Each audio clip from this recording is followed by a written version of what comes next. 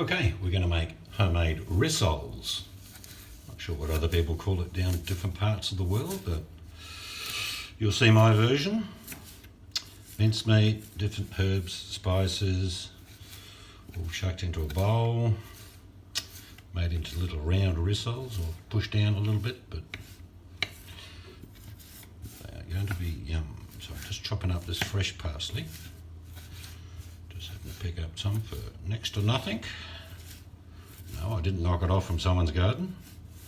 It's reduced at a fruit and veg shop, so I grabbed that. So that is going to go in the bowl. Right, so you're looking at just parsley at the moment. What I am going to do is put a chilli in there.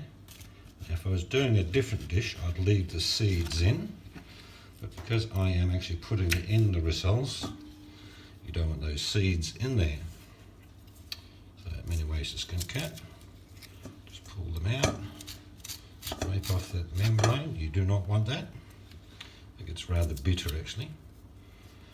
So Australians will know what I'm making. Rissoles. What do you call them, love? Famous movie called The Castle. What do you call them, love? Rissoles. Your mum's a whiz in the kitchen. So I'm just chopping all these into a fairly fine, because they're all going to be mixed in. And some ingredients that you may or may not know that go into rissoles, that I do anyway. I know my family's done it this way for quite a long time. Other people do it differently. So this chilli is not super hot. Again, it's a serrano, so it's not incredibly hot. It's quite mild actually, and fruity.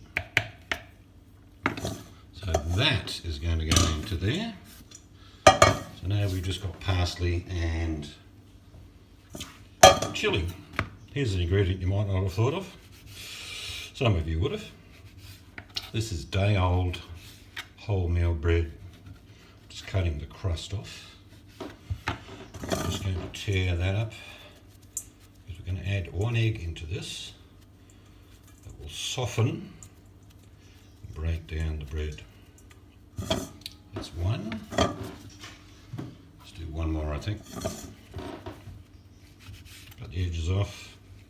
Leave them on if you want to, just they break down a bit slower with the crust on. So again, just breaking up the bread into the mix.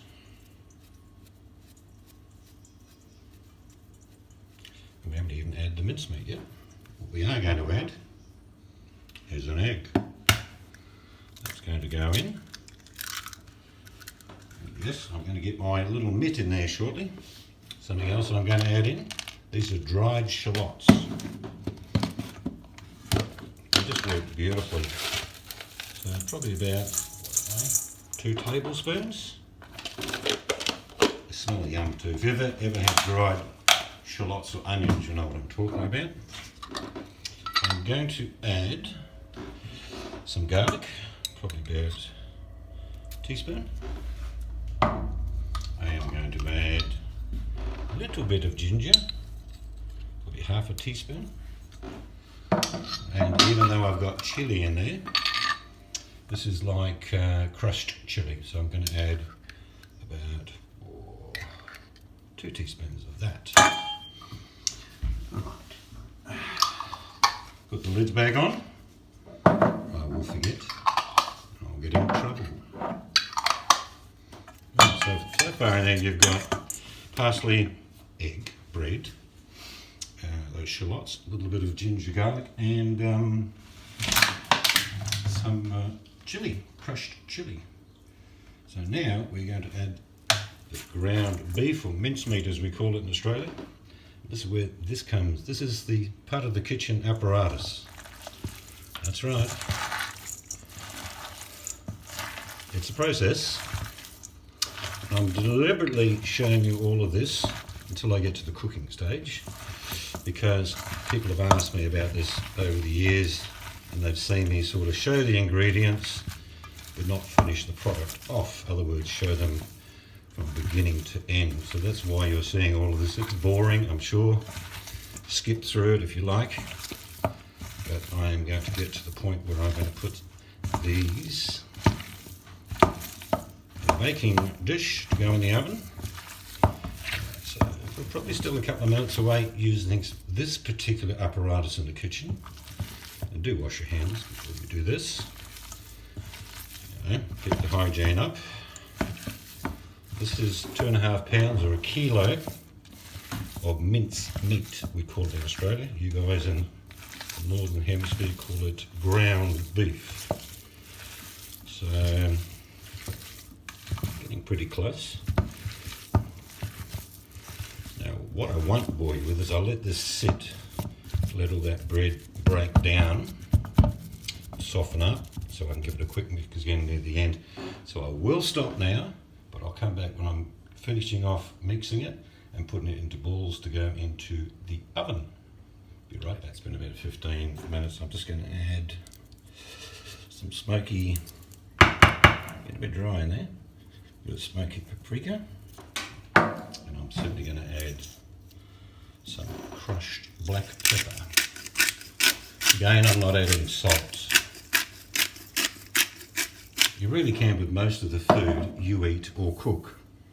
Add your salt at the plate. Alright, add all that in with this particular special kitchen appliance. Another probably 30 seconds of just moving it around and mixing up those spices, black pepper. It's looking good actually. See, I already know what the end result will be. Magnificent. Rissoles in Australia made all sorts of different ways, trust me. This is just my particular family's brand. A lot of my recipes come from my grandmother, great-grandmother, so they're old recipes. Probably the only thing that 100 years ago they wouldn't have put in this would have been chili, and probably not garlic, more than likely. Right, just going to clean my hands a little bit, then I'm going to roll these into balls and show you where they go. Alright, I'm ready to put these together.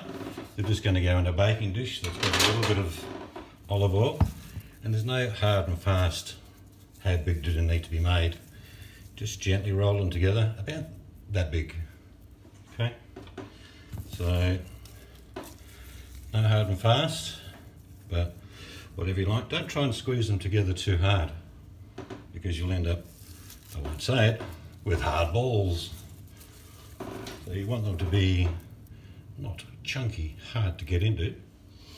Alright, you can see what I'm going to do. I'll do what I need to do and I'll show you the end oven tray full of meatballs. Okay, right, this is the last one I'm rolling. Just loosely.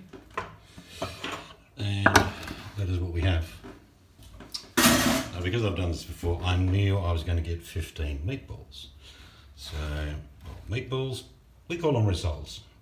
So now I'm going to whack this in an oven, probably for about 25, maybe 30 minutes on about 175 or 180 Celsius, whatever that is in Fahrenheit. So we'll go ahead and do that and we'll see what the end product is. I also today picked up some bargain potatoes. These were 5-pound bags. So what I've done is boiled them. These are parboiled. So I might fry a few of these up, make like big crunchy roast type potatoes to go with the rissoles. So let me whack these in the oven and then we'll come back. These are just 4 of those potatoes that I cooked. So they're already cooked. All I'm doing is slicing them. Probably in about 1/4 inch, maybe a little bit bigger. I don't know. As we go, you can see they're cooked. They're going to get fried in the pan in olive oil and a little bit of butter, because that's where the golden bit will kick in.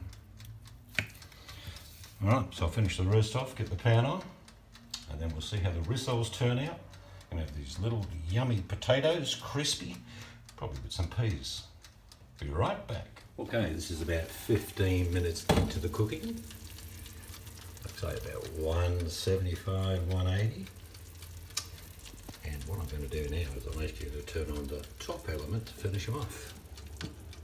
Simply by switching it from bottom to top.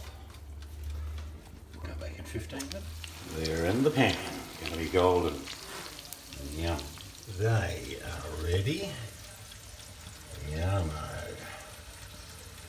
Okay, we're going to have peas.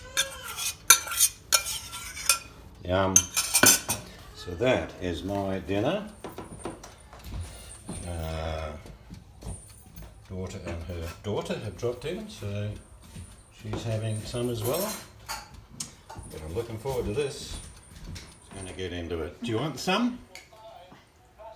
The silent treatment. I'm going to eat mine.